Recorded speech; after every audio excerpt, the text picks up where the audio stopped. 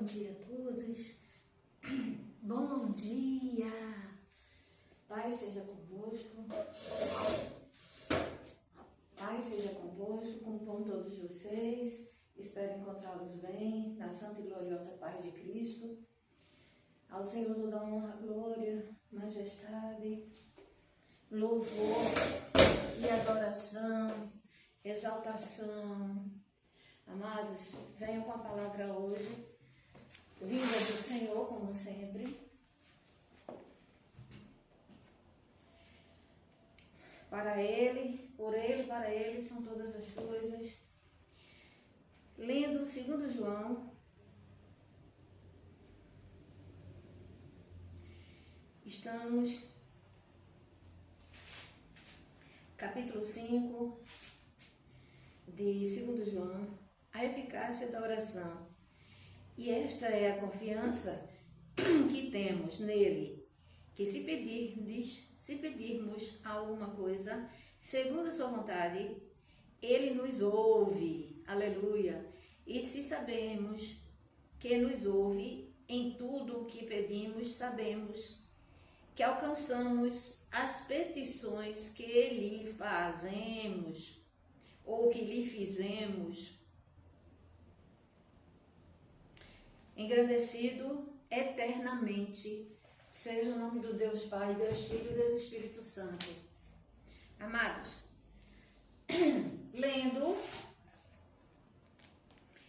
relatando aqui o que está na Bíblia sobre Jesus Cristo vinha de uma multidão onde havia tido uma ceia, onde a mulher, não é? Lá na casa de um dos fariseus que convidou Jesus para que fosse jantar com eles. E ali, uma mulher com um vaso de alabastro ungiu os pés dele. Ou seja, ela demonstrou o amor que tinha. Não é? Algo valioso ela usou, demonstrando o amor que tinha ao Senhor. E o Senhor disse: vai em paz, tua fé te salvou. E aqui mais adiante, temos no capítulo de Lucas 8, mulheres que seguiam Jesus. Aconteceu depois disso que Jesus andava na cidade, em cidade, de aldeia em aldeia, pregando e anunciando o reino de Deus. Iam com ele os 12 discípulos e também algumas mulheres que haviam sido curadas de espíritos malignos e enfermidades. Maria, chamada Madalena, da qual saíram 7 demônios, Joana, mulher de Uza, procurador de Herodes, Susana. Não, mas não é essa que eu quero ler. É 8:45, deixa eu me ver aqui. A mulher do sangue, do fluxo de sangue, a mulher hemorrágica. Pronto, chegou aqui, deixa eu ver.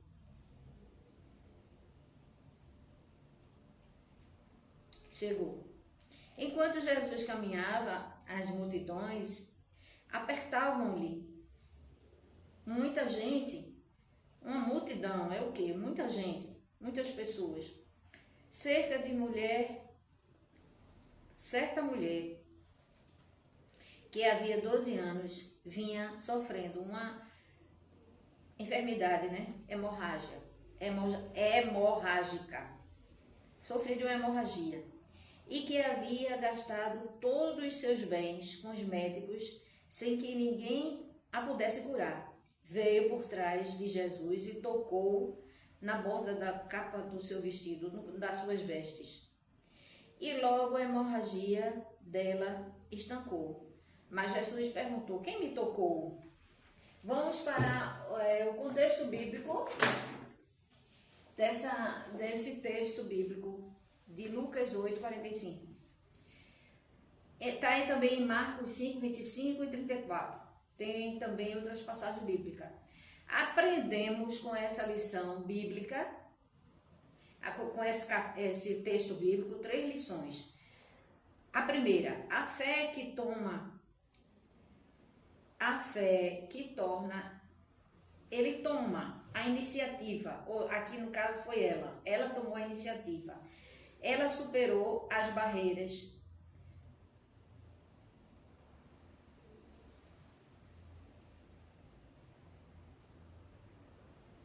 ela superou, não é, o medo, agindo com a convicção de que apenas tocar nas vestes de Jesus, ela seria curada. Ela usou a fé. Ela disse, se eu tão somente tocar nas vestes, ela já saiu de casa com esse pensamento. Se eu apenas tocar nas vestes do meu Senhor, Jesus, eu serei curada. Então ela já saiu convicta de que seria curada se tocasse nas vestes de Jesus, que ali sairia o milagre que ela tanto necessitava. A perseverar, 2 agora, são 3 lições. Eu falei a primeira e agora a segunda. A perseverança na dor. Após sofrer 12 anos e esgotar todos os recursos médicos, ela se recusou a desistir. A terceira lição que nós aprendemos, a restauração da identidade dela. Jesus não apenas curou seu corpo, mas a chamou de filha, restaurando sua dignidade e lugar na comunidade, no meio do povo. Porque naquela época, a mulher, até quando estava no período menstrual, era conhecida ou era taxada como imunda, uma mulher imunda. Imagine ela com um fluxo de sangue contínuo, não apenas como uma mulher que tem sua regra mensal, não é, que é de mês em mês. Ela era algo contínuo. Ela vivia com hemorragia. Imagina. Então, se ela abrisse a boca ali para contar a alguém, ela seria repelida, rejeitada e quem sabe até, sei lá, perseguida. Então, ela preferiu se calar, sofrer calada e depositar totalmente a confiança dela, na cura dela no Senhor. E teve essa iniciativa de manifestar a fé dela. Aí aqui fala, né, sobre também, não só a cura, como o Senhor resgatou a integridade, a dignidade dela. Aí nós temos aqui, né, esse assunto que a gente já falou, né, esse esboço, que Jesus, apertado por uma multidão, quem me tocou? Aí Pedro havia dito ele antes, mestre, o senhor está vendo que essa multidão, nos apertando, nos empurrando, o senhor perguntou quem nos tocou? Aí Jesus disse mesmo assim, ó, Jesus refere-se a um toque intencional e cheio de fé, vindo da mulher com hemorragia, que buscava sua cura. O versículo revela que Jesus percebeu a saída do poder divino, ou seja, que dele saiu virtude. Não foi um toque comum, foi um toque que dali saiu virtude dele. Louvado seja eternamente o nome do Deus Pai, Deus Filho, Deus Espírito Santo. Bem-aventurado é aquele que põe sua confiança no Senhor, cuja esperança também nele está. Eu gostaria também de ler outro versículo, outra mensagem bíblica que eu já havia separado. E também Salmo. Vou ler o Salmo 13. Deixa eu ver se ele é pequeno ou ele é grandão. Tem uns que são enormes, né? Não, esse é pequeno. O 119 mesmo é enorme. A oração da fé. Até quando, Senhor, te esquecerás de mim? Será para sempre? Até quando esconderás de mim o teu rosto? Até quando, Senhor? Até quando estarei relutando em minha alma, com tristeza no coração cada dia? Até quando, Senhor? Até quando o meu inimigo se exaltará sobre mim? Até quando, Senhor? Olha para mim e responde-me, Senhor, meu Deus. Ilumina os meus olhos para que eu não durma o sono da morte. para que o meu inimigo não diga, prevaleci contra ele, e não se alegre os meus adversários, se eu for abalado. Quanto a mim, confio na tua graça, que o meu coração se alegre na tua salvação. Cantarei ao Senhor, porque ele me tem feito muito bem. Louvado seja eternamente o Senhor. Então, vamos ver aqui outro versículo, outra mensagem bíblica.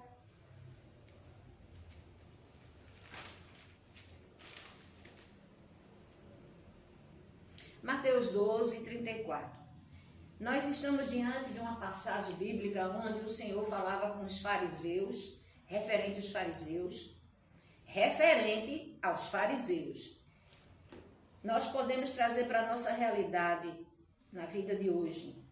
A boca fala do que o coração está cheio. Gente, há um significado.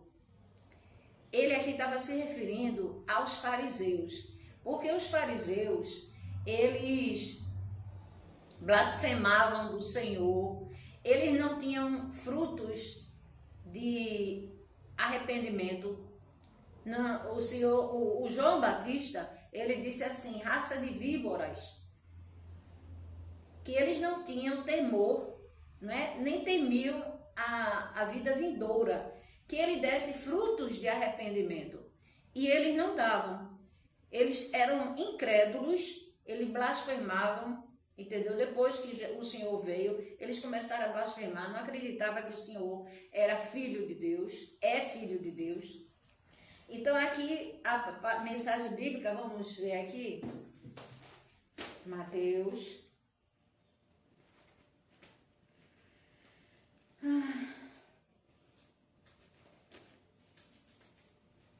Mateus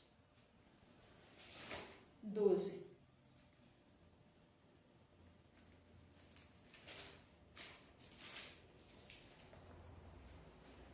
As árvores e os seus frutos, tornem a árvore boa e o seu fruto será bom. Ou tornem a árvore má e o seu fruto será mau, porque seu fruto se conhece, pelo seu fruto se conhece a árvore. Aí foi quando ele disse assim, raça de víbora, como vocês podem falar coisas boas sendo maus? Porque a boca fala do que está cheio o coração.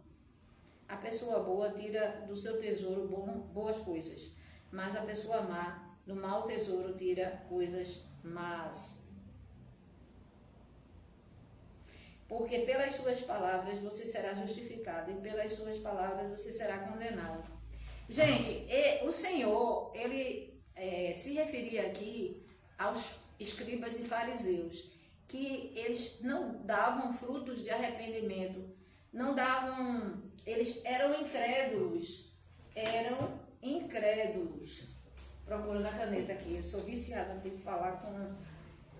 É o hábito, né, de falar com a caneta do lado, porque as notificações, alguma observação nós fazemos com a caneta. Então, aqui nós temos assim, ó, significado. A boca fala do que está cheio o coração. Significa que aquilo que dizemos reflete o que está dentro de nós. Em Mateus 12, 34, Jesus disse, raça de víboras, como podem vocês, sendo maus, dar coisas boas?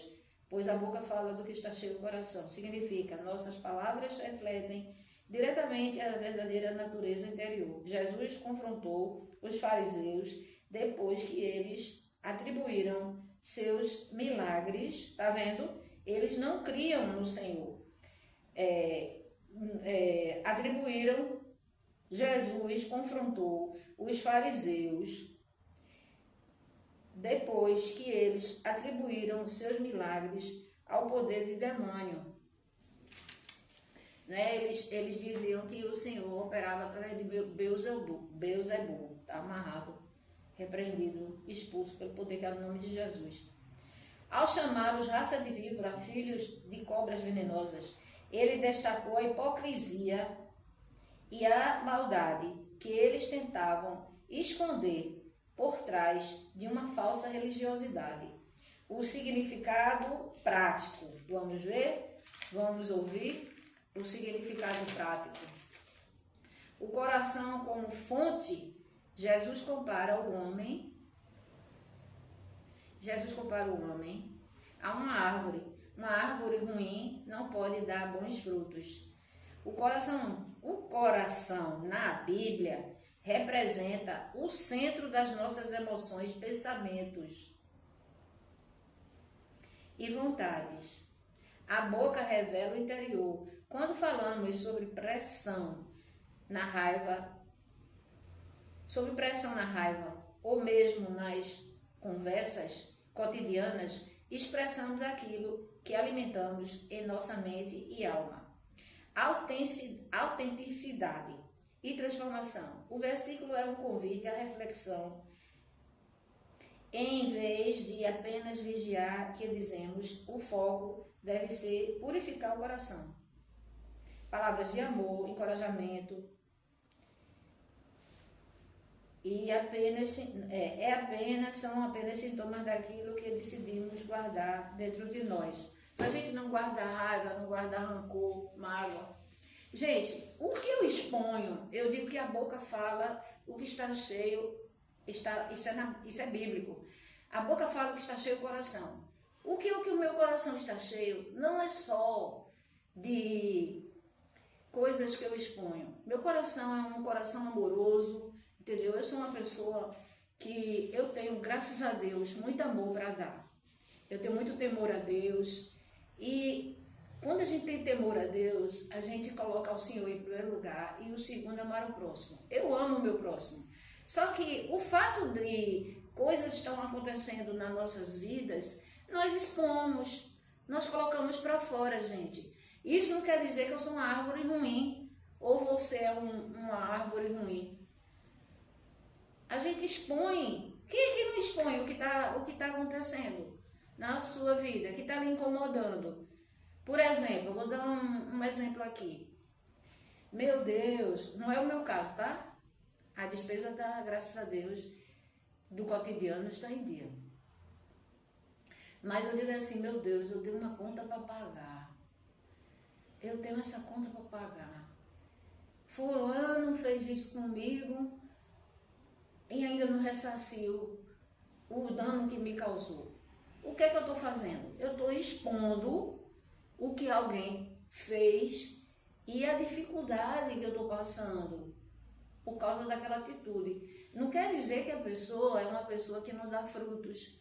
Pelo contrário, existem tantas pessoas boas que têm boas práticas, têm bons pensamentos, têm pensamento de amor, têm pensamento de compaixão, de misericórdia para com o outro. Enquanto existem outros também que não tem, gente. Entendeu? Não tem, porque se tivesse, estendia as mãos. Aí diz, não, mas está trabalhando. Gente, pelo amor de Deus, tem pessoas que passam anos e anos dizendo que está trabalhando naquela vida, está trabalhando naquela alma. Quantos e quantos anos? Quer o quê? Perfeição? Nem ele é perfeito. Nem ele é perfeito. Nem ela é perfeita. Quando o Senhor fala na Bíblia, sejais perfeito, não é? Ele diz assim, sejais meus imitadores, sejais perfeito. Tem um versículo, parece que é Oséias 3, 5. Purificai-vos, santificai-vos, porque amanhã farei maravilha diante de vós. Quando o Senhor fala em perfeição, Ele fala em a gente buscar se purificar, se consagrar. Mas Ele sabe que o ser humano é imperfeito. E Ele não quer perfeição. Ele não quer perfeição de ninguém. Então por que alguém fica buscando perfeição? Nem Ele próprio é perfeito. Gente, o ser humano, ele é passivo. Não é de viver errando, mas eu digo assim, tem falhas e virtudes. Aí tem alguém que fica anos e anos e anos e anos e anos e anos, não, porque está sendo lapidada, porque está tirando os carrapichos, ele chama carrapicho, não, porque está tirando os carrapichos, está tirando orgulho, para ele todo mundo é orgulhoso, menos ele. Todo mundo tem defeito, menos ele. Então aqui esse versículo, na mesma hora que eu estou ministrando a palavra, o Espírito Santo vai falando com a gente, vai nos enchendo também. Então, isso é com toda filha, todo servo, toda serva. Na hora que a gente está ministrando a palavra, ele fala conosco também. E ele disse, filha, não é que você não tenha frutos, você tem me dado muitos frutos.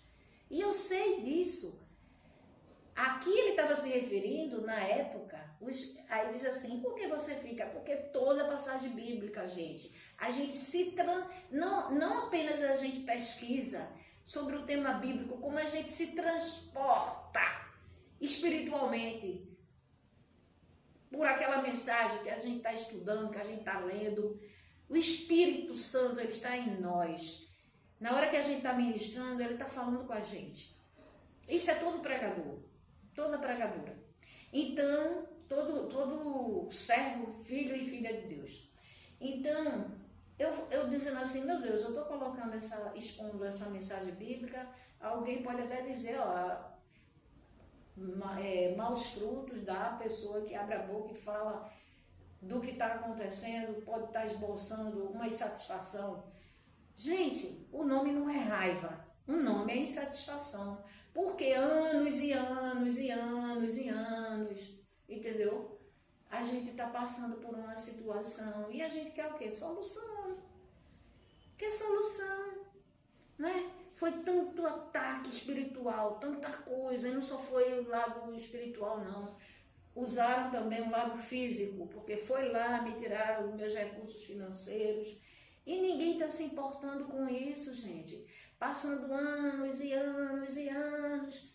Aí o que foi que eu pedi? Gente, pelo menos o financeiro, se não quis fazer a determinação de Deus, faça o lado financeiro, restitua, porque causou um dano enorme.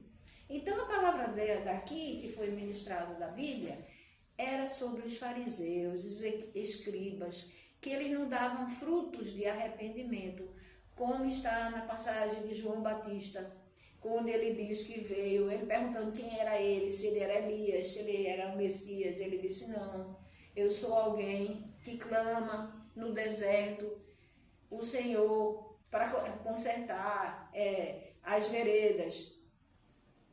Então, ele veio, o Senhor viria mais adiante e batizaria com o Espírito Santo. Ele batizava com as águas.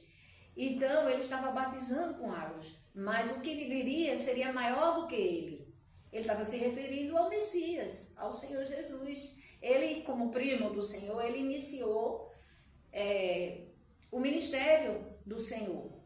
Aí ele disse, eu batizo com água, mas virá aquele que é maior do que eu, que batizará com o Espírito. E nós sabemos que isso aconteceu logo depois. Só que o Senhor veio e batizou com o Espírito Santo.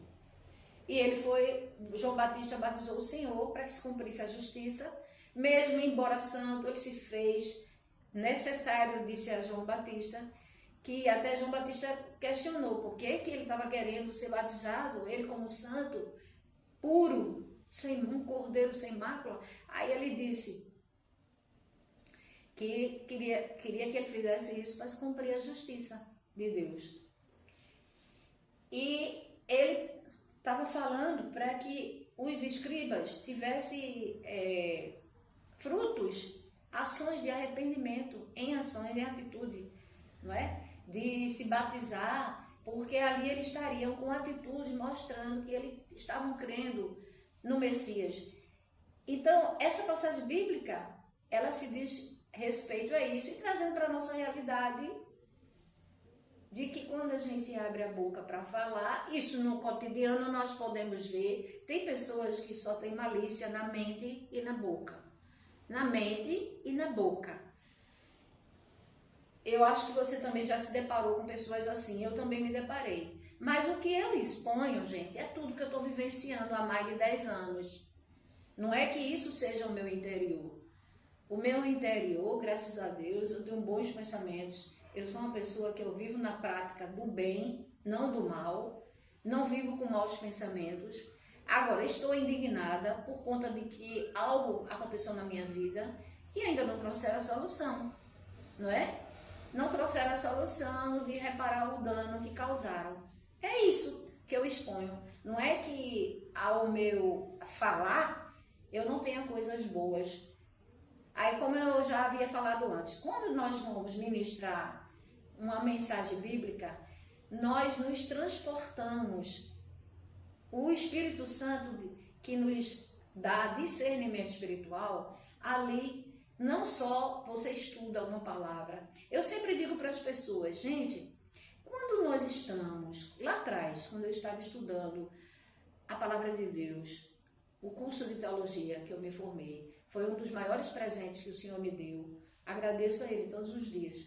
Não só a estudar, gente, a gente está orando, a gente está tendo comunhão com Deus. Eu sempre aconselho, quando eu estou ministrando sobre a salvação, onde eu faço a pregação de salvação, dentro do metrô, porque ali o foco é salvação.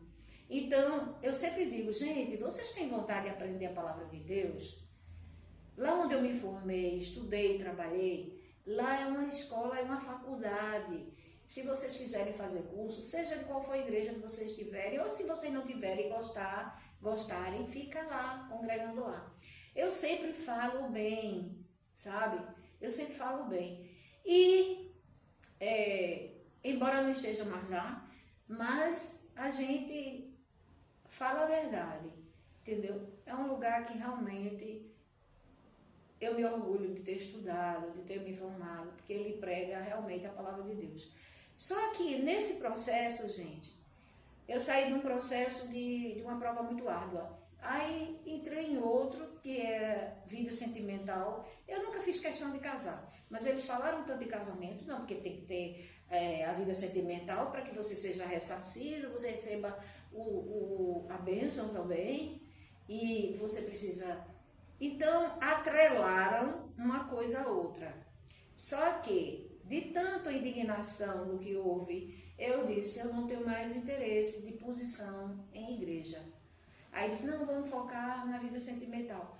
Até na vida sentimental, estão fazendo de tal forma, de novo, a mesma coisa, aqueles abusos psicológicos. Gente, eu já falei várias vezes, em nome de Jesus, eu não estou mais suscetível a passar por esses abusos psicológicos, porque isso me fez muito mal, eu adoeci na época, entendeu? Fui para emergência várias vezes, eu nunca tive problema de pressão, passei a ter problema de pressão, de tanto picos de alteração, foi algo que me fez muito mal, eu fui para a emergência vomitando, fiquei debilitada, cheguei a ficar numa cadeira de rodas.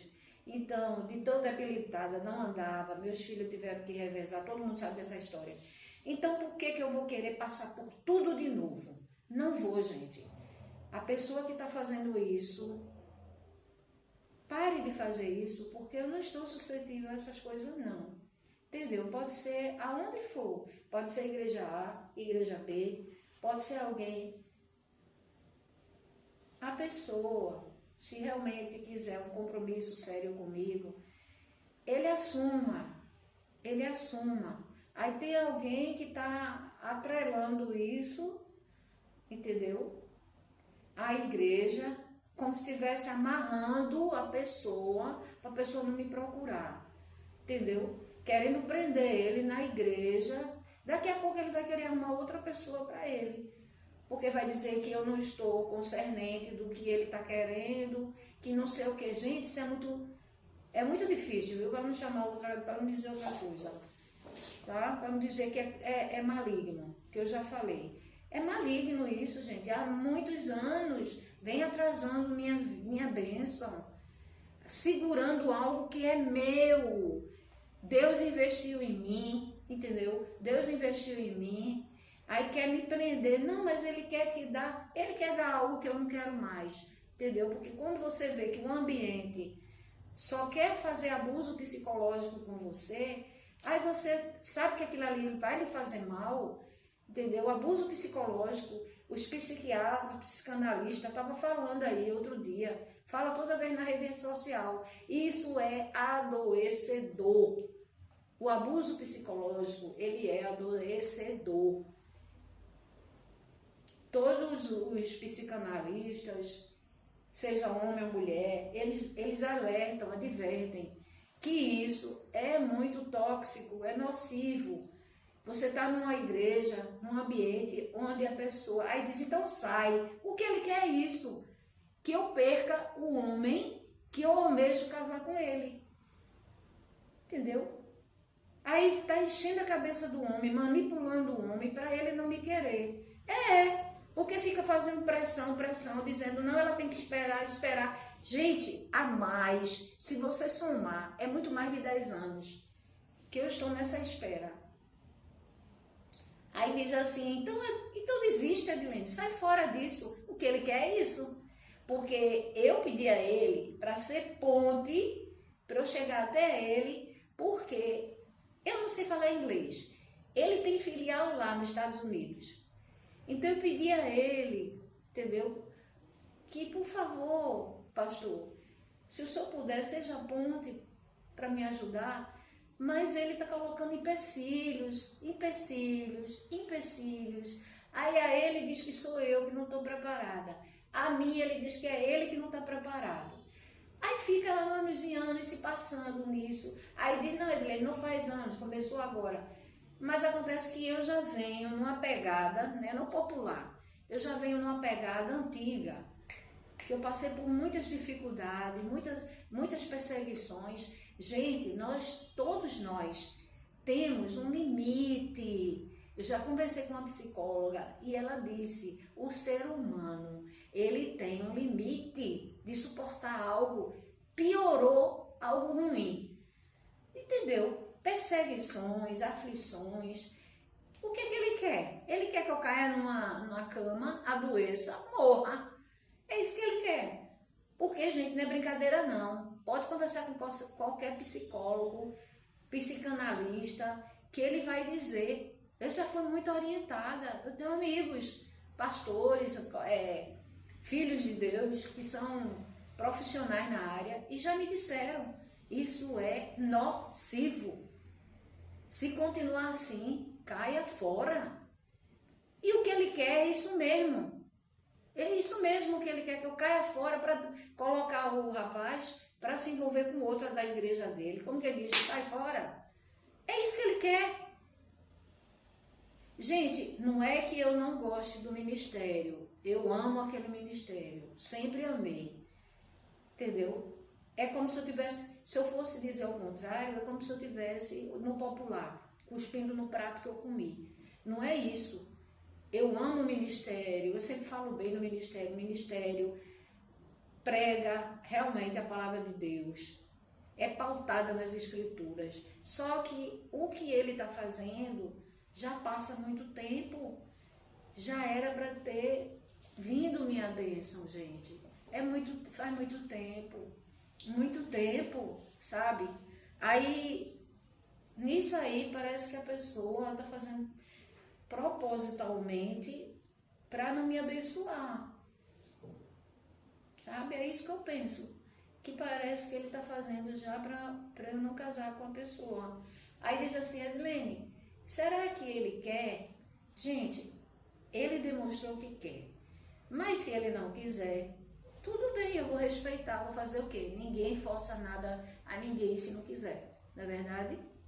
Deus abençoe a todos, que o Senhor te abençoe e te guarde, faça resplandecer o seu rosto sobre ti, tenha misericórdia de ti, tenha misericórdia de mim, e sobre nós Ele levante o seu rosto e dê a paz. E nos dê a paz.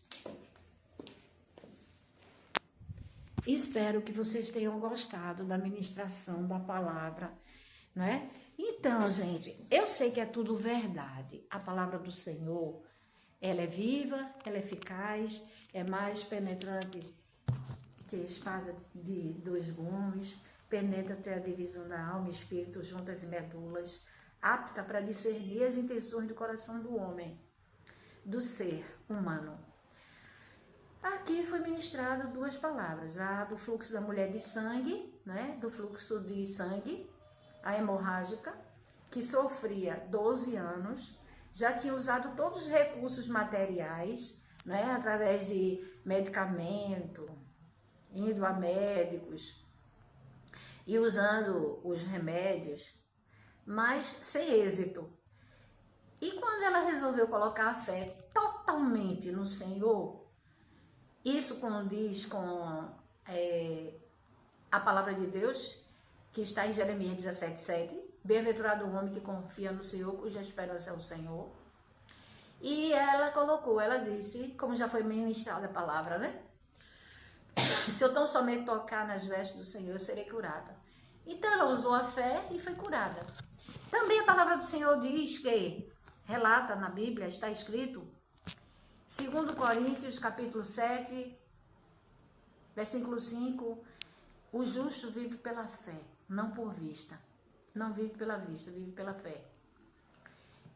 E tem até um louvor lindo, né? Ainda que a figueira não floresça e não haja fruto na vide, todavia eu me alegrarei, todavia eu me alegrarei, todavia eu me alegrarei,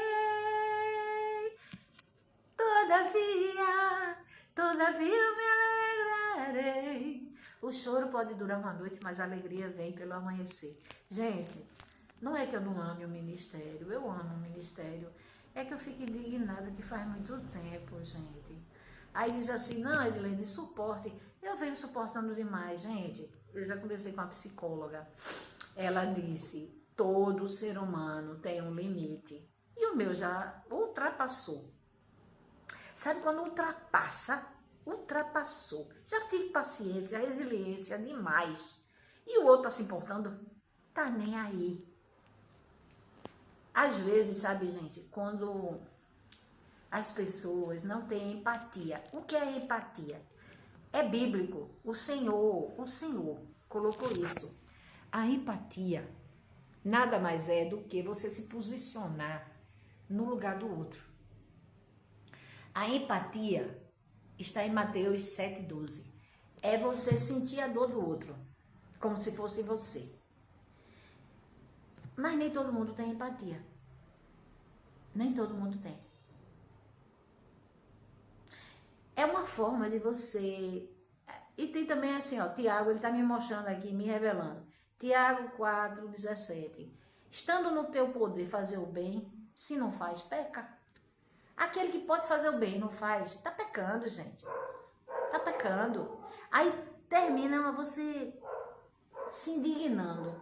Porque sabe que a pessoa pode fazer algo acontecer e fica privando a pessoa. Não porque está trabalhando na vida de fulano, está trabalhando na sua vida. O oleiro está moldando um barro e não acaba não, E não acaba isso nunca não, Pelo amor de Deus, gente. Ninguém é perfeito. Ele não é perfeito. O Senhor nos conhece como ninguém. Ninguém é perfeito.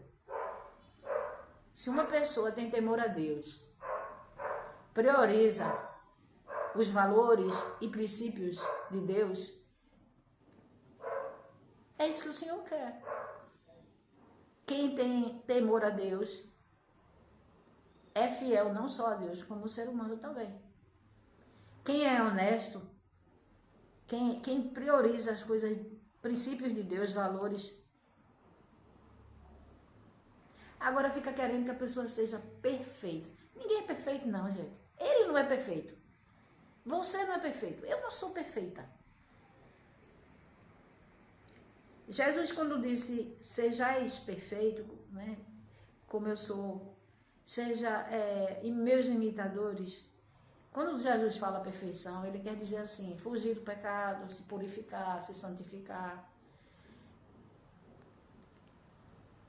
Aí vai ficar quanto tempo nessa?